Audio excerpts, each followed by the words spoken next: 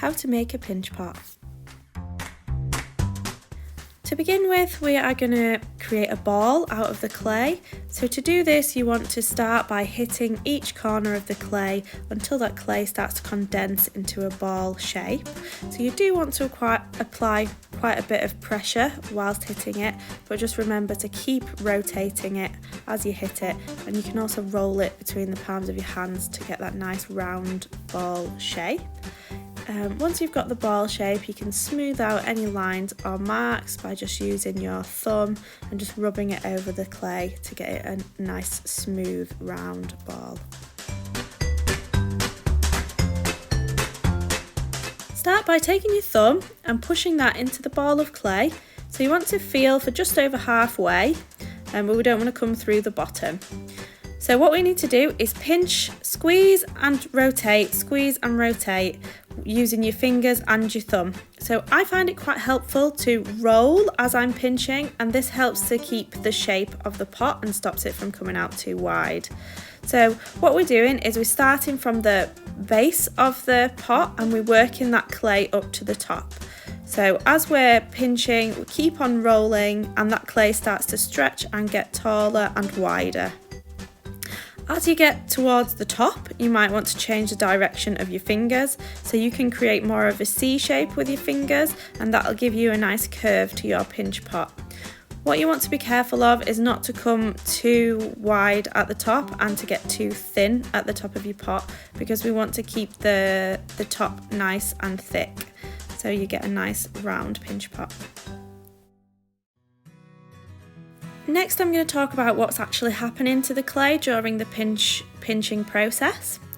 So here you can see a cross section. Once we've made the hole, what we're doing is we're squeezing that clay upwards and out. So you can see the clay's moving from the bottom and it's getting thinner and taller, and it's moving outwards as well.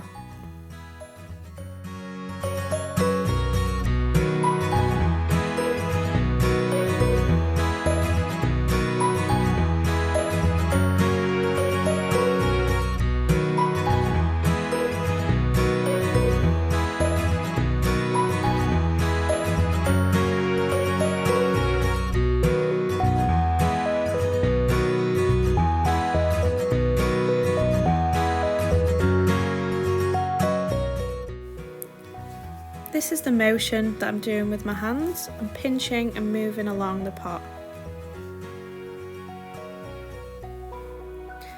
So next we want to give that a tap to make a flat base so it can stand up evenly.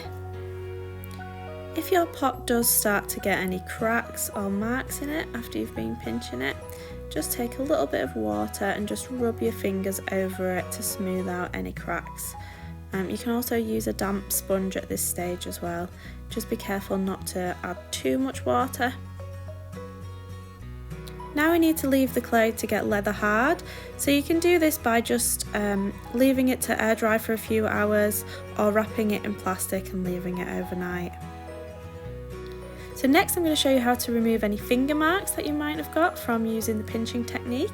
So you will need an old store card, and then you want to support the clay on the inside. And what we're going to do is we're going to scrape off the surface of the clay to remove those marks and lines.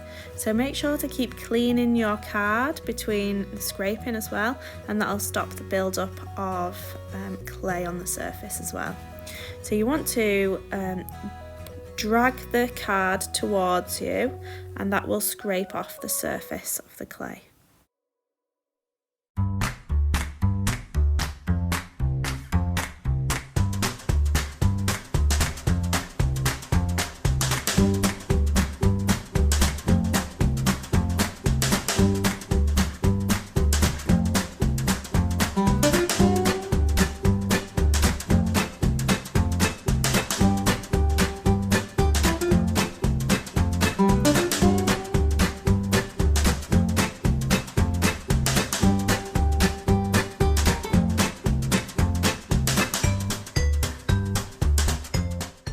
So you can refine the pot further by turning it over and refining more towards the base as well. So you can create a nice curve to your pot by bending your store card and just scraping away that surface.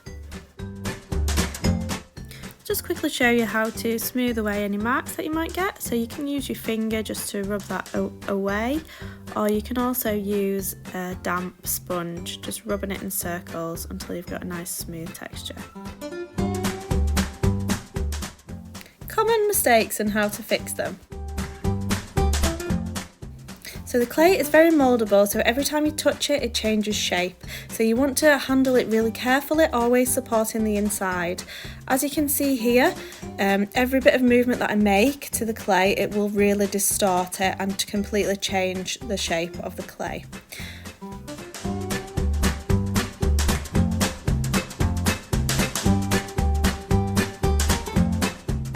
If you do make a mistake and you want to start again, you can just scrunch your clay up, make it back into a ball.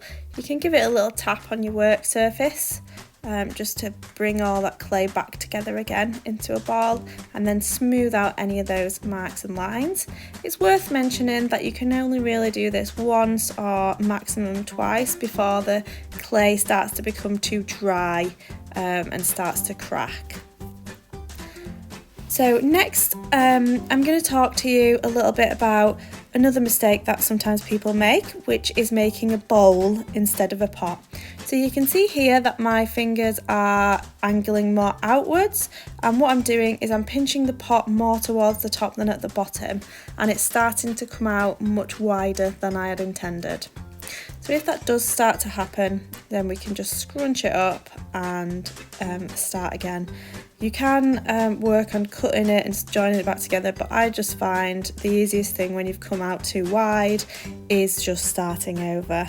And like I said before, this is the second time this clay has been reworked, so I'm just adding a little bit of moisture to it, and I'm just going to rework that clay back into a ball.